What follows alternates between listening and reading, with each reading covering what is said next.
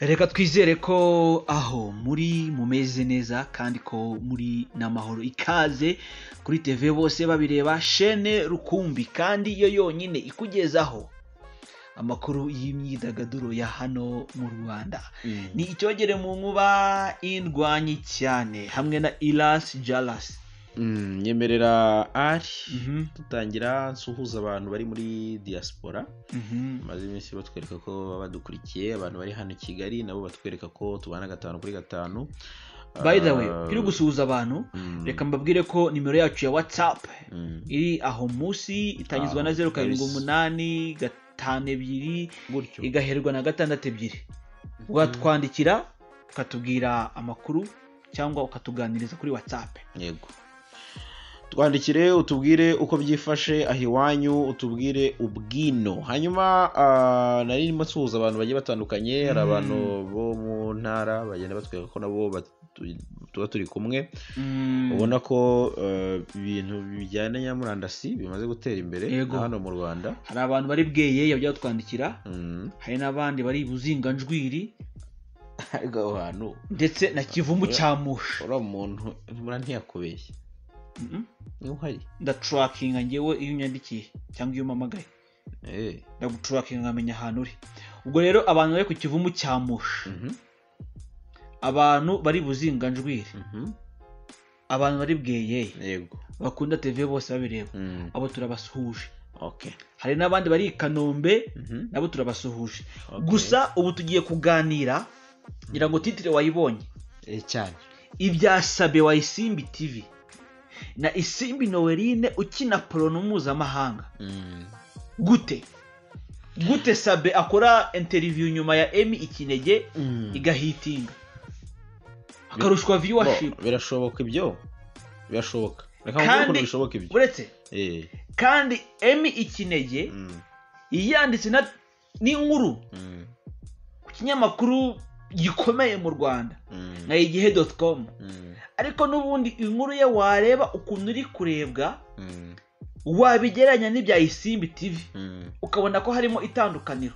None se wenda tutararengaho icyo nakubaza nk'umuntu udukurikiye wenda cyangwa nkanjye, kuba Isimbi TV ikiganiro cyabo kiri kureba,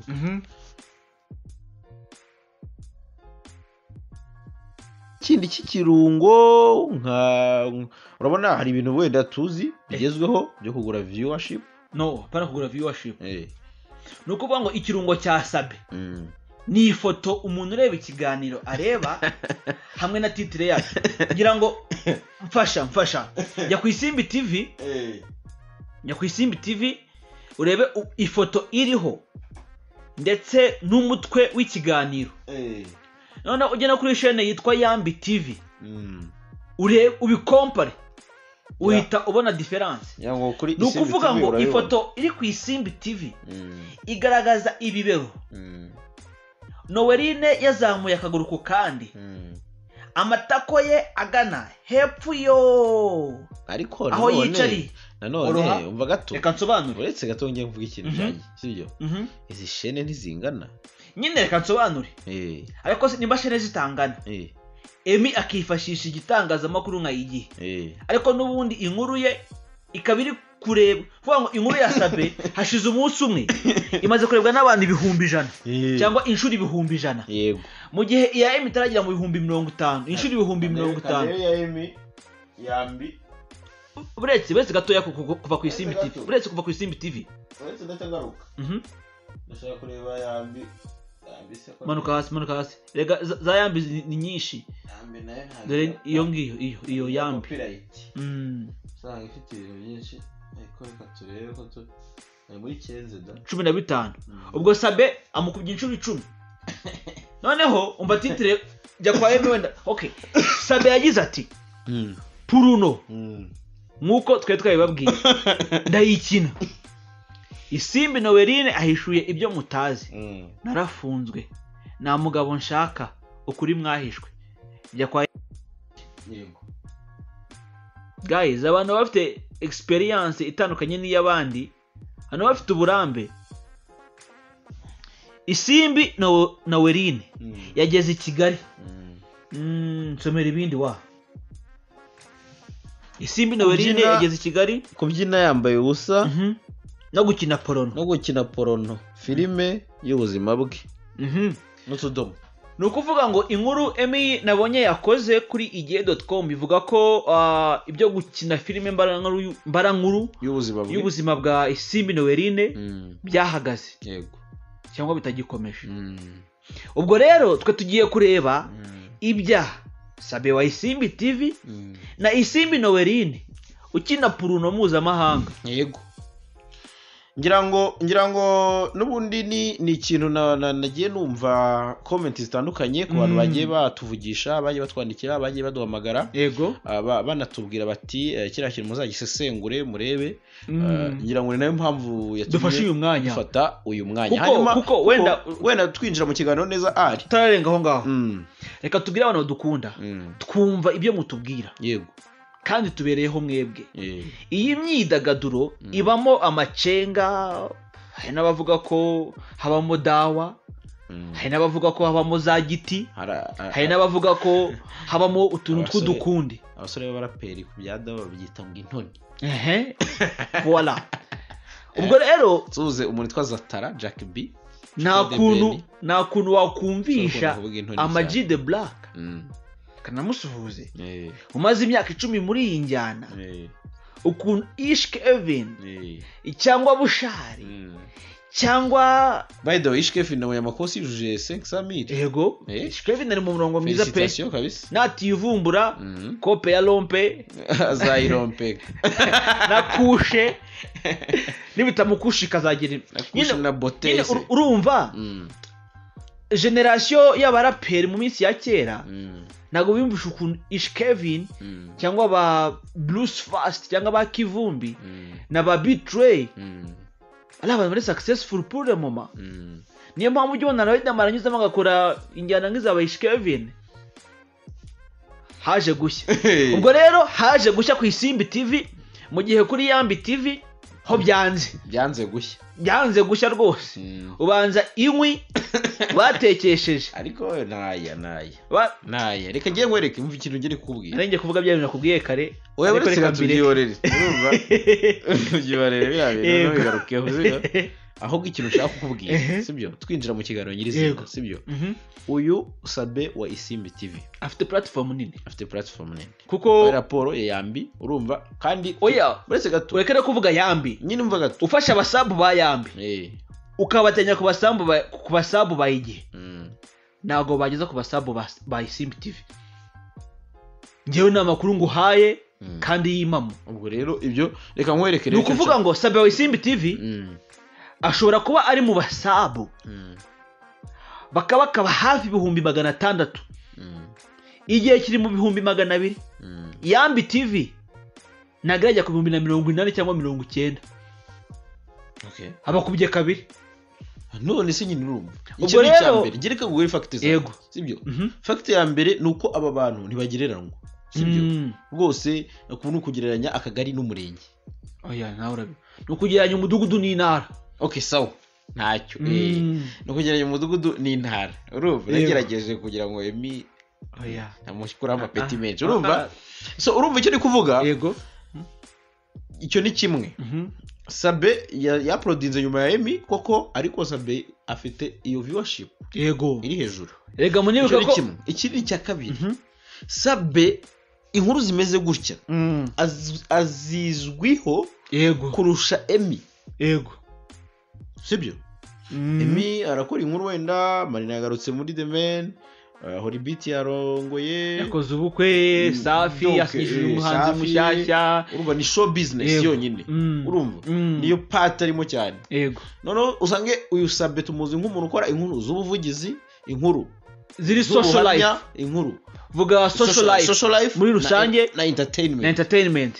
None se ubwo umuntu uri gukenera kumenya ibya Isimbi Noeline neza araza kubyumva ajya ku Isimbi. None se kuko urumva wenda sura ku Isimbi ho gatoya ni ukuvuga ngo utarava kuri Yambi TV.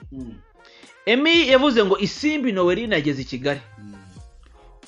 Ibyo ubwabyo kuri YouTube ntago bituma umuntu ashiguka. Ariko niba Sabe avuze ngo Bruno ndayikina, hari confirmation yo ku Isimbi TV yemere Sabe ko akina Bruno. Isimbi Noeline. Pardon. Amasimbi rwose yaducanze. Isimbi Noeline Yvonne. Aya amasimbi n'amakombe y'Imana. Zo gusaba imbabazi. Noneho uza kumva titre, dukomeze kuri titre. Isimbi Noeline ahishuye ibyo mutazi. Kandi biyavuze hari ibyo yabanje kubwira Emmy muri ya video yakoreye ku Nyarwanda. Ariko hari ibyo yamuhishe. Rero ibyo yamuhishe arabisobanuye. Uri kubyumva? Narafunzwe. Nta mugabo nshaka. Ukuri mwahishwe kugiye hanze cyangwa n'ibindi bikurikiraho. Gute utareba iki kiganiro cy'umunyarwandakazi wa mbere tubonye mu mateka, so wemera ko akina Bruno? So icyo navuze cya mbere wacyumvise? Nacyumvishe. Reka mvuga icya kabiri. Noneho ubwo ngubwo nyemera mvuga icya kabiri. Urumva ngewe aho narindi ngiye muri experience y'aba bantu asante ku bintu bya YouTube mu bunyamwuga hamwe no gutuma audience ufite itakuvaho, ndetse no gutuma audience iri ahandi iza kuri wowe. Kuko ndahamya ko mu Rwanda hagati yo kuwa gatanu kuwa gatandatu no ku cyumweru ariwo munsi turiho ubu ngubu, iyi nkuru ya Isimbi Noeline iri ku Isimbi TV igira iti Bruno ndayikina. Uriho ko ibintu nabikubwiye gusa bazandika ngo Bruno ndayikina. Narabibwiye mu nkuru ejo kabisa. Yego nabikubwiye. Rero iyi Bruno bakina niyo nkuru iri gutrending hano mu Rwanda. Agire gushyira mu bintu byo kunsetsa kuko iyi Bruno rero iyi Bruno igiye kudukorera weekend. Ubwo none se niba video ishobora kugira kurebwa inshuro 100,000 mu munsi umwe na Bruce Melody abikora yabanje kwiyuhakuye hanyuzemo n'abantu benshi. Iki ni ikiganiro cy'isaha.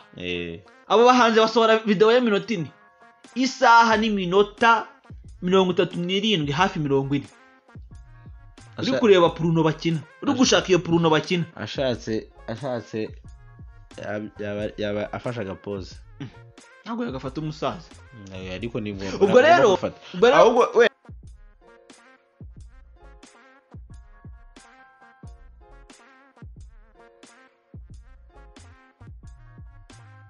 experience afite ari ugutegura inkuru, ari ukuyiyobora, ari ukwandika umutwe wayo, ari ugukoresha. Ngira ngo wabonye ko Emmy yafashe amafoto hafi agera muri 5 akayaterateranya. Mu gihe Sabe we yafashe ifoto imwe yerekana ikibero, yamenye ifoto akeneye. Oye umva se yerekana ibibero aho bakinira Bruno n'ukina Bruno, nyine yamenye ifoto akeneye. Uri kumva ibyo bintu? So no kuvuga ngo yafashe ibintu bitatu bega biri muri titre ye. Utaragonganisha aba bavandimwe. Sidi kubagonganisha. Nyine buretse gato kubaza. Kwerekana impamvu ki iyi nkuru ya Sabe yabaye successful kuruta iya Emmy. Nyine icyo nshaka kukubaza. Urumva? Yego. Aba bantu no kuvuga ngo Sabe yamenye icyo abantu bakeneye kuri Isimbi Noeline. No kuvuga ngo icyo ruvuze bakeneye kumenya ukina Bruno. Yego. Ayikinira he? Ayikina gute? Ibyo ayikinisha ni ibi. Ubwo rero ifoto bakoresha hagati aho ngaho ni yerekana ukina Bruno, imiterere ye hamwe wenda niba gerageza no kugaragazamo ka position. Ego hamwe n'ibyatuma ubona kare gukina Bruno. Ubwo rero umusaza we yarabitekereje. Mu gihe Emmy we yagiye afata amafoto yafotoye bisanzwe, iyi Sabe yakoresha nayo ni foto isanzwe. Mu gihe Emmy we yagiye afata amafoto 3 atandukanye ari bwerekane ibintu bihabanye. Wavuze ngo ageze i Kigali. Ese uri bumutereke rompuwe hano kuri no roundabout iri munsi ya la bonne adresse. Umva ari icyo nibaza mu kugera i Kigali kwe nyine rega kugera i Kigali ni bisanzwe nyine ari nikiza. Ariko urumva umusha ko ageze i Kigali gukina Bruno.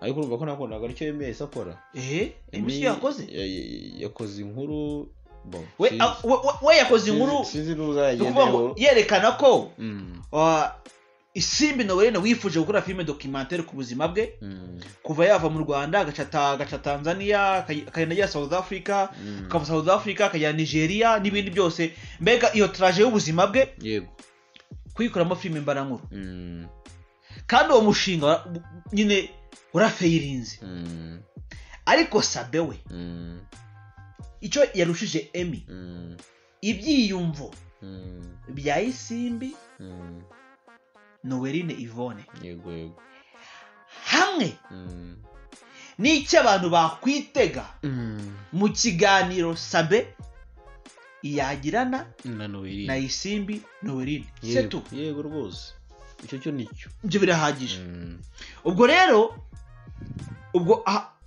niba aho tuhavuye tujya handi reka tujye noneho kugira ngo mwumve neza ibya Sabe wa Isimbi TV unumve reka nkwereke na Isimbi Noeline ukina Pruno mpuzamahanga noneho wenda ndagira ngo unumve impamvu Sabe ikiganiro yagombaga kuba yaracyitondeye yaranagiteguye neza yego ku buryo kidafeiringa cyane urumva kuko kimwe mu byo uyu Sabe yakoze Emmy atakoze yego harimo gusabira ubufasha Noeline ngira ngo ntago ari sense y'inkuru ya Emmy no kuvuga ngo wibuke ejo dukora ikiganiro narakubwiye ngo uyu Isimbi Noeline ukina Pruno nahura na Sabe wa Isimbi TV byanga bikunda zahindurirwa ubuzima bitinde bitebuke icyo ngicyo twabonye ko ibyo twavuze ari ukuri tubonye ko Sabe wa Isimbi TV ashinze cyangwa hashyizweho GoFundMe njya kuri GoFundMe aho no ndayibona ariko ndashaka kureba my opinions yego no kuvuga ngo Sabe inkuru yakoze yego comment ya mbere ibanza hariho social media ya Isimbi Noeline yego ariko hakanabaho GoFundMe ya Isimbi Noeline ifite umutwe ugira uti help Noeline reclaim and rebuild her life ati fasha Noeline ukina Pruno gusubirana ubuzima bwe no kubaka ubuzima bwe ubuhe buzima manuko gatoya no kuvuga ngo imaze gutangwaho amadolari 357 mu madolari yifuzwa na amadolari 15,000 hafi miliyoni 15 no kuvuga ngo iyo usuye iyi GoFundMe cyangwa iyi GoFundMe cyangwa iyi mfasha cyangwa iyi ngirira neza barakubwira ngo nintabara ubundi nabara Yvonne Isimbi other times called Noeline was born in the east of Rwanda in 2000 mukobwa afite imyaka 21 yewe ahubwo hasoye izamuteza imbere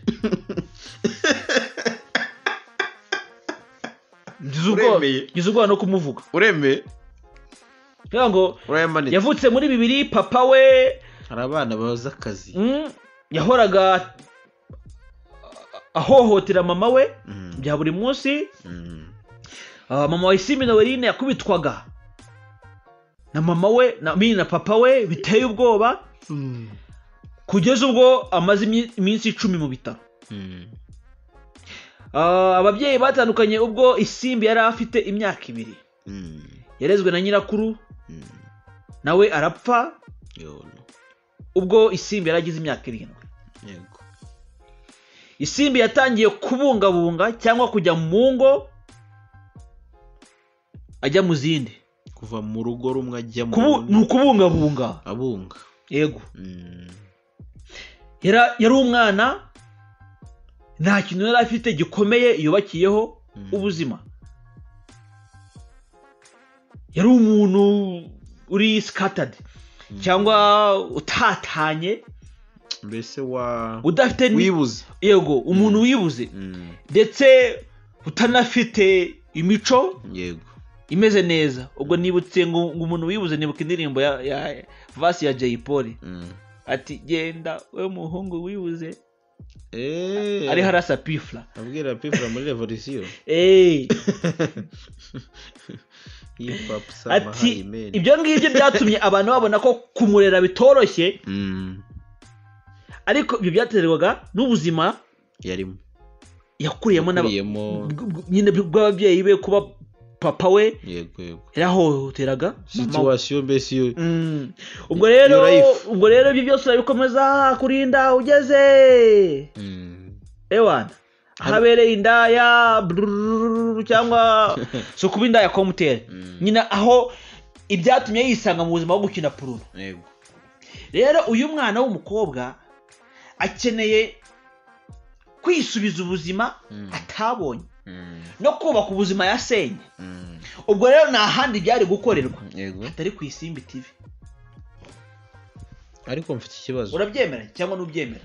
Ibyo byo mbere yuko wenda ngira ikibazo nkubaza, ibyo byo ndabyemera ko nta handi byari gukorerwa atari ku Isimbi TV. Yego, ariko mfitemo ikibazo. Isimbi Noeline ntabwo ndi kurwanya, bari kumufasha. Ega natwe ntabwo turi kubarwanya. Ngewe ndakugira ngo mutsasire ikibazo cyanjye. Ndabyumva ko akeneye ubufasha mu buryo bumwe cyangwa ubundi. Yego, ariko se Isimbi Noeline avuze iki kugira ngo ajye mu ihaso nyine y'ubuzima atigite nyine tu umufungo?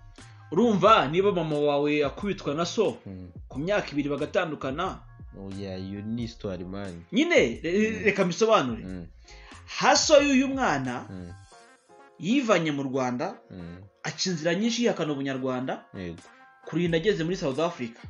Niba wararebye ikiganiro cya mbere ajyanye na Yemi, nicyo yagiranye na Isimbi yabivuzemo. Aho muri South Africa yahabereye umumansuzi apana b'inyamirambo bamansura bambaye ngo butch mu stripe, umva full naked. Yavuye South Africa imbokoboko. Ibyo bintu nyine usibye nyine kubaho nta kindi kintu bimugejejeho, nta mashuri afite, niyize. Sasa cyo ni igikomere. Ibaza umwana wo mu kinyejana cya 21 uzi kuvuga English very well kurusha icyogere mu nkuba indwanyi cyane, wize akaminuza akaba afite PhD.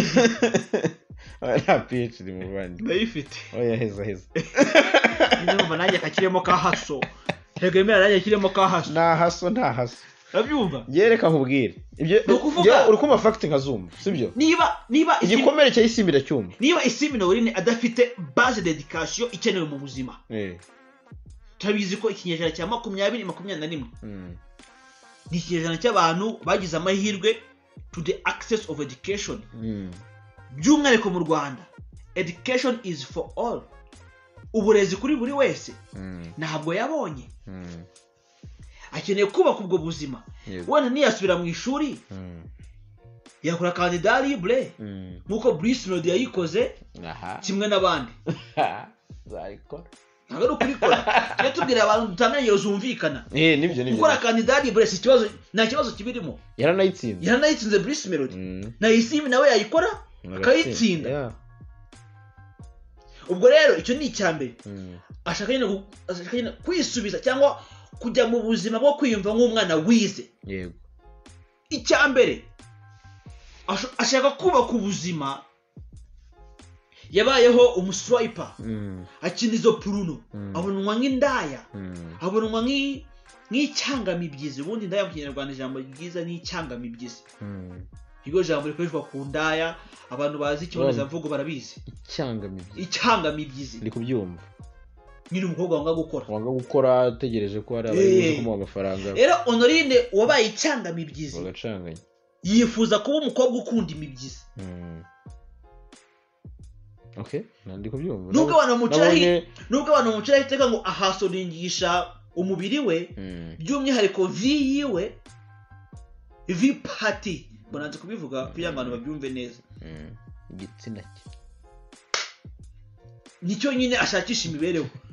Noneho niba mwifuza kumufasha yego icyo gitsina iriya gikoresha kibatera isoni umufashe asubirane ubuzima anahindura ubuzima yatakaje.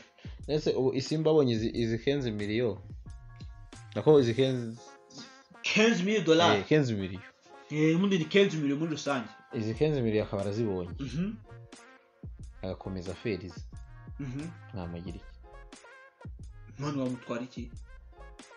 none se azibonye ari igishoro gituma umushinga we wa vi mu nyumve ntabwo mvuze ngo Miss V, hari Miss V hari na rwose mu nyumve mw'abantu rwose mu nyumve mwoka byaramwe mu nyumve umushinga w'isambusa umushinga wa vi. Okay, reka mvuge Vigo basi. Oya Vigo ya Online tandukanye ibintu bro, vuga umushinga w'isambusa. Oya isambusa ni vi basi kamuge volume cyangwa vitunguru. Mvuge vitunguru pomme d'Adam. Okay. Ni uwo mushinga we. Ukoresha pomme d'Adam abantu barayizi. Niba yifuza ko izi $15,000,000 azinvestisamo. Iyo OnlyFans ye ikazamuka. Yego. Ukabona nyine abantu niba subscription kuri OnlyFans account ye ari amadolari 12 cyangwa 15 waba wifuza ibirenze ukishyura hafi 40 nabona abantu 10,000 buri kwezi bahoraho kuba na 15 ni 100,000. So muri no interview yakoze birimo ndashaka musakira abakiriya wewe byako yarabo busy ariko igihari nuko no abakora subscription bakishyura amafaranga n'abaki nabo bavanga kuko nyine n'abaki kuko ntabakiriya none se wavuze kuko urumva nureba iki kiganiro kuri Isimbi TV ukajya kuri Instagram ya Isimbi Yvonne Noeline ukamufollowinga nashyiraho ifoto cyangwa inaguza yuko ari gukina Puruno uzajya gushaka ahaniri nusanga bishyura kuko wenda wamukunze wishyure aboneho akantu. Ariko nabonye n'amafoto y'ubusa kuri Instagram yarashizeho sibyo ko wenda bagiye bazifunga ariko yari ahari menshi cyane baramubaninze. Okay, na Twitter ye iheruka rwose yari imaze kugrowinga ndayibuka yabice bigacika yayindi wa followingaga. ahubwo mfite amatsiko yo kubona Isimbi Noeline mu kiganiro kimwe yahuye n'aba mubyeyi Marie Immaculée. Ntabwo cyabaho ariko cyane abaho da. Ubundi wibuke ejo hashize twabwiye Sabe iki kintu Isimbi abantu bamaze kumwakira pe kuko kurebwa inshuro 100,000 abantu bamaze kumwakira. Yego, kubona abantu bitanga hafi 300 mu masaha 20 ni progress yuko ufashe 15,000 ukagabanya 300,000 cyangwa ukagabanya $300 ubona ko mu minsi 50 birashoboka ayo mafaranga azaba yabonetse. Bishoboka n'amezi 2 bishoboka ko ushobora kutagera no nyine buri munsi habonetse $300 mu minsi 50 $15,000 onene yifuza kugira ngo yubake ubuzima bwe yaba yazibonye. Ni umupango mwiza rero nta wundi ikiganiro bagikurikiye neza uburyo wansobanurira impamvu asaba $15,000 ntabwo nagikurikiye neza ariko mu bigaragara uyu mwana yabaye igicibwa nyine kuki hari precisoma ya $15,000 nyine hari ikintu abanza kwishyura wenda kiri bumufashe nyine izo $15,000 wayi mpamya ko ntacyo wenda utasabye gufashwa ngo haboneke nka yahawe Fireman ariko urumva cyane abandi bagiye bafashwa ko gufashwa kwa Isimbi Noeline wenda sinzi uko yabiganira na Sabe wa Isimbi TV ariko wenda ibihari kurahari kuko urumva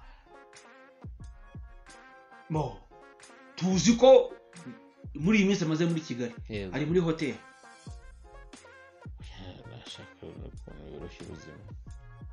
niba atabishaka se ntabwo niba atabishaka wishyira niba ari gusaba 5-star hotel ari muri 1-star hotel ari gufatiramo videos z'akazi nabyo byashoboka. Niba ari ibyo ubwo byabyumva nyine n'igishoro, ariko niba ari kurara muri hoteli puru kwishimisha ari gusaba kandi at the same time ubwo ndumva bihuye.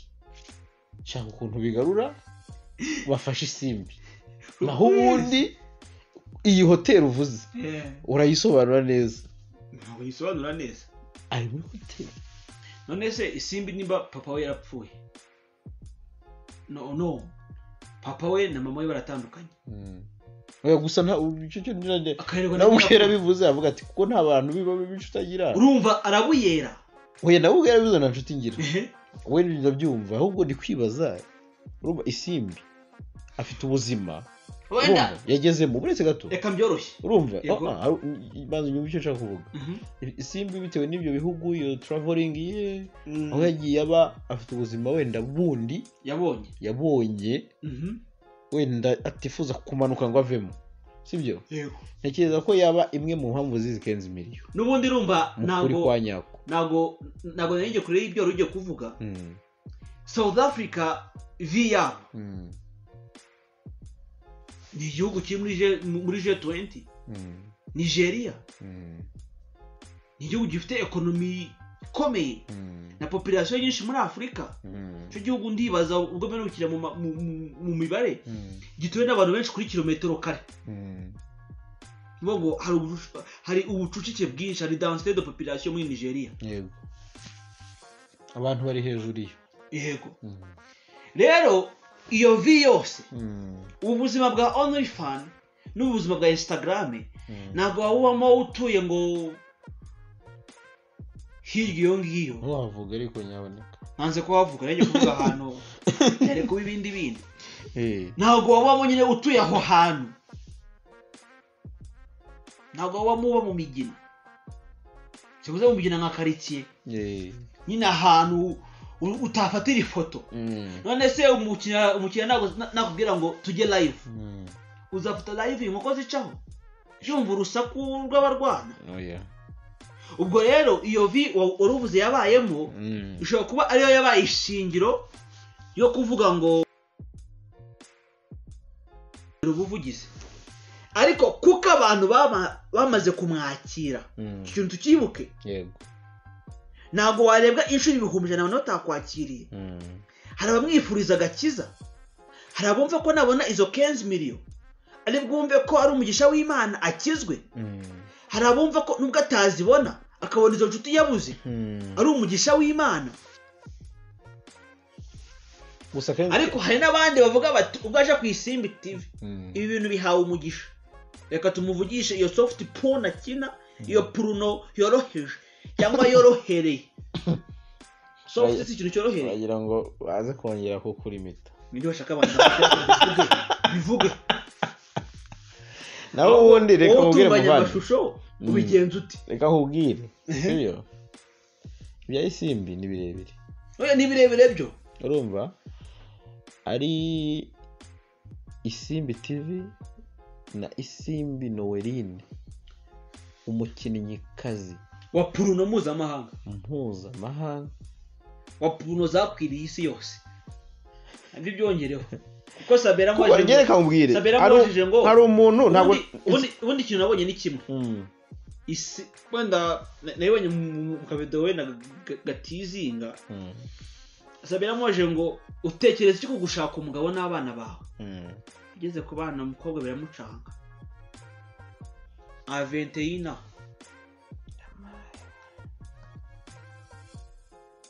kina Puruno. Iki kintu ko mugitekereze 21 ukina Puruno. Bishoboke ko Isimbi ubuzima yabayemo yarahungabanye. Sha imyaka ye iyo mbese bwo nawe uratitira. Ngo ibaze umwana umwe ni miki. Reka tubyoroshye. Uribuka amafoto ya Shadibu ajya ku mbuga zijyaho Puruno. Kuntu yaje mu itangazamakuru akavuga. Uribuka Dekata avuga ngo nabonye Puruno ya mukecuru Shadibu. Uruntu byateje ko muganga nyambaga. Ndabyibuka. Ariko Noeline wa 21 bamwe na soft Puruno ati nyina Bruno yorohereje ubona ko ari nziza iri romantic. Ubwo rero na handi hantu shina abantu bacyumve neza. Isimbi Noeline yari kuvana ubwo bushuti koko bw'abantu biyifuza kumyera mu nzira z'agakiza, cyangwa bavuga bati twebwe tugiye kuba abafana ba Noeline ariko nitumara tuzamuhindura, hatari ku Isimbi TV. Tunakurikije ibimaze iminsi bikorwa ku Isimbi TV byo gufasha abantu, na handi hantu ari kubona abantu babasha kumwumva ngo bamuhe izo 15 million yaburiye mu gukina muri Bruno yorohereje cyangwa yorohereye, tari ku Isimbi TV. Icyo ngicyo cyo ndacyemeye 100%. Kuko umva nyine mbigusobanuremo neza nkuko bivuze. Nta handi hantu yego Isimbi Noeline yego yari gukura miliyoni 15 yaburiye mu gukina Bruno yorohereye, imeze nk'amazi, imeze nk'akayaga ka mu gitondo saa 11. Reka nsuhuze umuvandimwe witwa Sharifu, umwe mu bamushyiriye indabo ku kibuga cy'indege. Guys, gusa igihari kuba abantu bifuza ko ubuzima bwe buhinduka nabyo birahari. Rero urumva nanone iyo challenge igomba guca kuri platform ifite abantu benshi nanone kandi izwiho ko abantu baca kuri iyo platform ubuzima bwabo buhinduka cyangwa bahindurirwa amateka cyangwa bahindurirwa ubuzima. Ariko nkuko wakimbajije ese aba yazibonye mu minsi yashize yari Lagos agakomeza ferize. Reka tubisobanure. Mu minsi yashize yari Lagos akajya United States of America kuri land of opportunity, ku butaka wishyura ukizana, n'ubundi akabikomeza. Ibi bizabazwa nde? Tuzasigara tubitekereza hiki? Ese nicyo tuzaba twaramufashirije?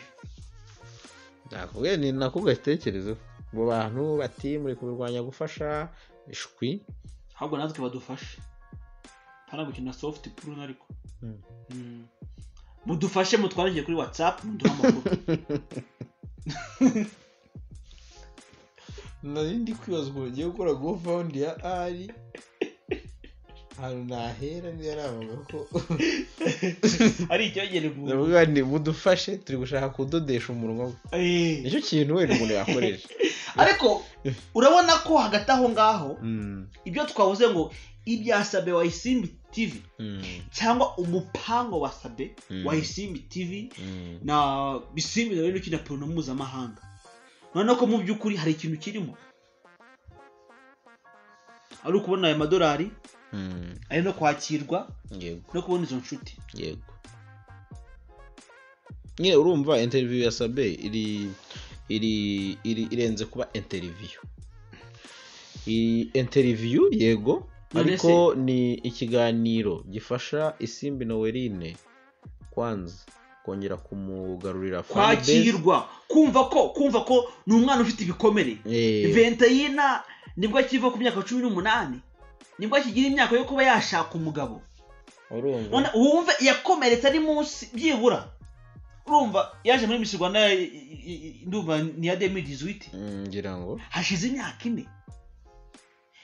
Muri iyo myaka 4 mbere yaho byiburaho imyaka 2 bo ni imyaka 6. Bivuze ko Isimbi Noeline yagiye muri ibi bintu ari under age. Isimbi yarakomeretse. Urumva akeneye kwakirwa. Akaye gushinya sanse nuko nyine twavuze byinshi. Reka kadushaka ukuntu n'umwana afashwa. Oya kumufasha rwose mumufashe pe. Twavuze byinshi kuko mumufashe mumwakire mumwumve. Urabibara reka nkwereke sibyo, urabibaze numva bayitushe. Urumva reka nkwereke 2018 ubwo niba ajize imyaka 4 uyu mwana akaba afite 20, uyu mwana yari afite 17 avuye South Africa yarabivuyemo. Yego aje muri Miss Rwanda ngo byibura imwakire, bavuga bati uyu mwana wakomeretse afite ibikomere ariko Miss Rwanda yamura platform erega niyo miyagizemo. Oya ni umufasha. Ubwo rero icyo narindi nkubwira nimba byibura yagiye muri ibintu afite kenza afite trauma mutanamubona seka no kurenzaho kuko urumva 2018 ntabwo biri no mu biteye ubwoba reka tubari ibi bintu abantu babyumve neza wenda ari nacyo dusorezaho 2018 Noeline yagize amahirwe yo kujya muri Miss Rwanda ikiganiro yakoze cyari muri uyu mwaka ndumva kimaze kurebwa inshuro 300,000 mu by'ukuri na ifatika icyo kiganiro cyatumye ubuzima bwe bugira aho buva cyangwa yakirwa. I remember nyuma ya 2018 yagiye gukinira Soft Bruno muri Nigeria wenda biranze cyangwa nibigenze neza cyangwa abonye ko wenda bitari kugenda neza agarutse mu rwamubyaye ngira ngo yigeze no kwandikira ibaruwa Oprah Winfrey yego amusaba ko yamufasha yagira ute ariko ubona ko ntacyo byatanze icyo gihe nabwo Noeline watumye nongera ku brainstorminga. Urumva rero uyu mupango wasabe abayitusha urumva uyu mupango wasabe nk'umubyeyi rwose uyu mupango ni umupango unoze oya Noeline nafashwe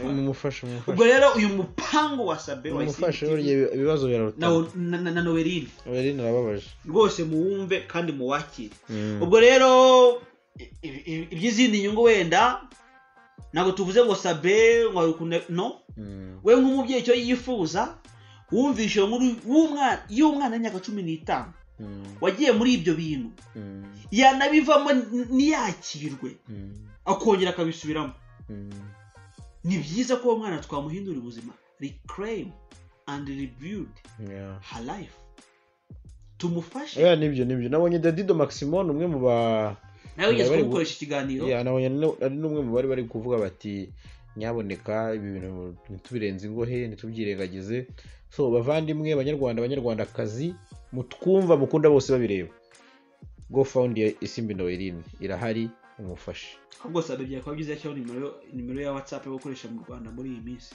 nabyo byari gufasha kuko urumva hari abatazi go fund wenda bafite momo nanone cyangwa bafite sheke cyangwa kumubwira ubundi buryo cyangwa abantu bize ibintu bya mental health ashobora kumuhamagara bati ngwino tugushiye muri ashobora kuba n'ubundi buryo umuntu rega nkumubwira umuntu ashobora kubona ko wenda izo miliyoni 15 ushaka kuzikoresha ashobora kukiguha mu ntoki hari wakumva ko niba warabuze kuba muri famille Aventina yakwadopta kuba umukobwa we kuba umukobwa w'umupapa cyangwa kuba umukobwa w'umumama byose birashoboka adusoza ubwo rero rwose ibyajya pe njyewe uko sabe yakoze ikiganiro ngiye narabyadima yarinze rwose 100% perfect uko Robert yafashe amashusho biri parfait ndetse nuko ikiganiro cyiswe nabyo biri parfait abifuza kureba izo puruno za Isimbi mugende